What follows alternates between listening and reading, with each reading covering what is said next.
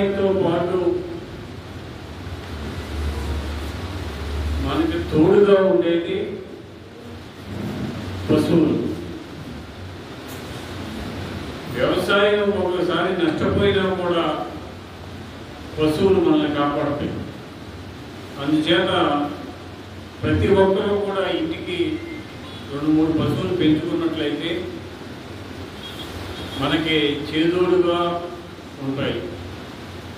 ఈ పాడి పశువుల్ని పెంపకం ద్వారా రైతుకు ఆశ్రయంగా ఉంటుంది. దీనికోసం మన రాష్ట్ర ప్రభుత్వం, మన ముఖ్యమంత్రి నారా చంద్రబాబు నాయుడు గారు, ఉప ముఖ్యమంత్రి పవన్ కళ్యాణ్ గారు, అచ్చెన్నాయుడు గారి ఆధ్వర్యంలో